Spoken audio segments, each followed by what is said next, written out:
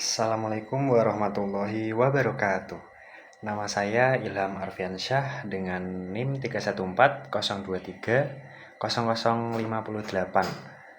Pada kesempatan kali ini saya akan menjelaskan materi terkait tugas UAS, yaitu materi data warehouse dan data mining.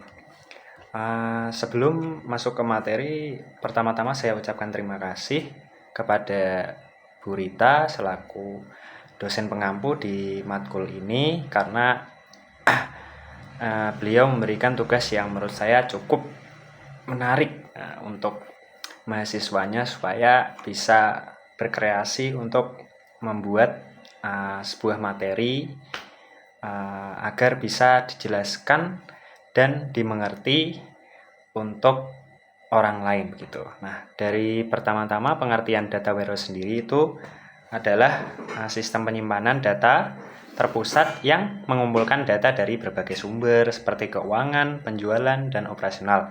Kemudian menyimpannya dalam bentuk yang sudah terstruktur dan siap dianalisis. Oke, data yang ada di dalam data warehouse itu biasanya bersifat historis. Historis itu bisa dikatakan data masa lalu ya. Jadi data-data yang sebelumnya, sehingga memudahkan perusahaan dalam membuat laporan, melihat tren, dan mendukung pengambilan keputusan yang tepat. Nah, itu tadi pengertiannya ya. Itu kita lanjut ke tujuan utama data warehouse.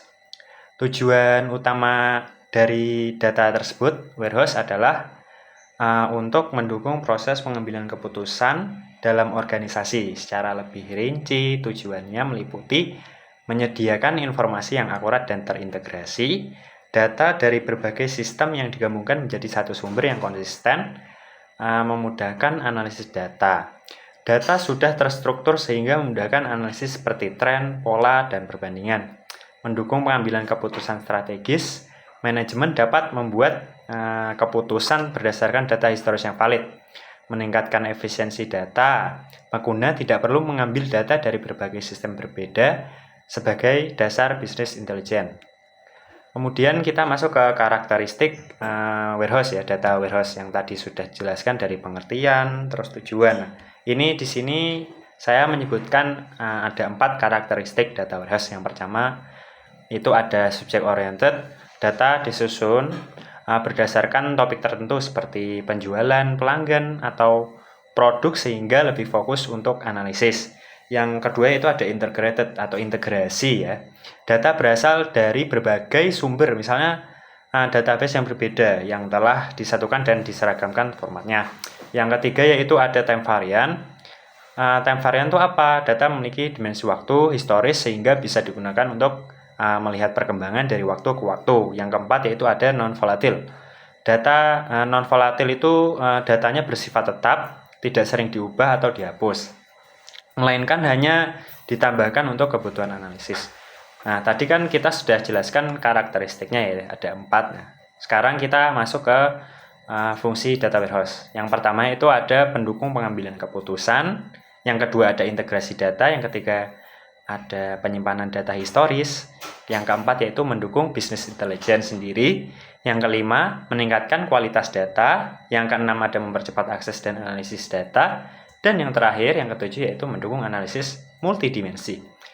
Selanjutnya kita masuk ke arsitektur data warehouse ya. Secara sederhana, arsitektur ini terdiri dari beberapa bagian yang saling terhubung. Jadi dari satu data ke data bagian lainnya itu saling terkait. Nah, dan bekerja secara berurutan mulai dari data diambil sampai akhirnya digunakan untuk analisis. Nah, yang pertama yaitu ada sumber data. Data ini berasal dari berbagai sistem operasional yang digunakan perusahaan sehari-hari, seperti sistem penjualan, sistem akuntansi, sistem pembelian, dan juga database pelanggan. Namun, data dari sumber-sumber ini biasanya masih kayak terpisah-pisah gitu, belum jadi satu. Formatnya bisa berbeda-beda dan belum siap langsung digunakan untuk analisis. Yang kedua itu ada ETL. ETL itu apa? Yaitu proses ETL ya, yang terdiri dari extract, transform, dan load. Ekstrak itu sendiri yaitu di tahap ini data diambil dari berbagai sumber yang tadi sudah disebutkan ya. Jadi sistem akan mengumpulkan data dari berbagai tempat. Yang pengertian selanjutnya itu ada transform. Transform sendiri yaitu di sini data diolah ya. Prosesnya meliputi ada membersihkan data yang yang salah atau duplikat, menyamakan format data, kemudian menyesuaikan data gimana caranya agar data tersebut bisa konsisten, agar tujuannya bisa lebih rapi dan digunakan untuk analisis. Yang terakhir yaitu ada load. Load itu setelah data sudah bersih dan struktur, data tersebut dimasukkan ke dalam data warehouse gitu.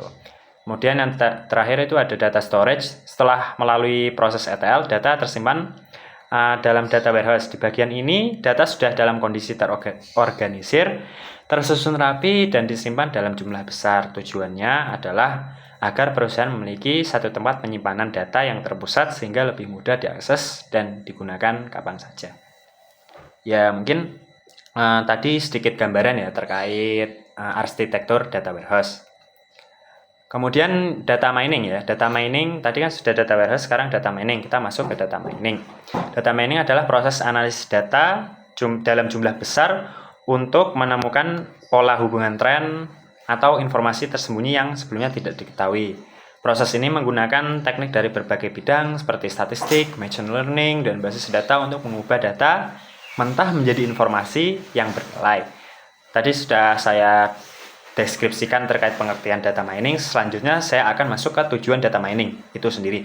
Nah, yang pertama yaitu ada deskripsi atau description, prediksi atau prediction, klasifikasi yaitu classification, asosiasi atau association, clustering atau clustering. Nah, lanjut kita masuk ke teknik data mining. Nah, teknik data mining itu ada 5 teknik teman-teman, yaitu yang pertama ada classification. Classification itu mengelompokkan data. Jadi data-data yang terpisah atau data-data yang kiranya belum bisa menjadi satu itu dikelompokkan dahulu. Kemudian yaitu ada clustering, pengelompokan tanpa label. Kemudian lanjut ke association rule, hubungan antar data. Kemudian masuk ke regression, prediksi nilai.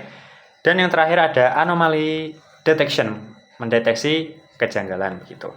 Nah, sini tadi mungkin ini masuk ke sesi perbedaan yang terakhir yaitu perbedaan data warehouse versus database.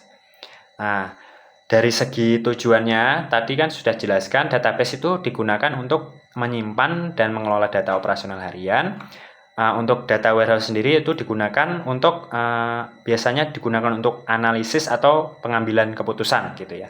Kemudian ada jenis data. Database itu biasanya terdiri dari current data terkini ya, maksudnya data yang sudah update, yang terbaru. Kemudian data warehouse itu berisi data historis. Kemudian dari segi penggunaan, database umumnya digunakan dalam sistem operasional seperti kasir atau sistem pembelian. Data warehouse dimanfaatkan oleh manajemen untuk analisis pelaporan dan perumusan strategi bisnis. Mungkin sekian penjelasan materi dari saya tadi sekilas terkait gambaran besar dari data warehouse dan data mining. Lebih kurangnya mohon dimaafkan. Wassalamualaikum warahmatullahi wabarakatuh.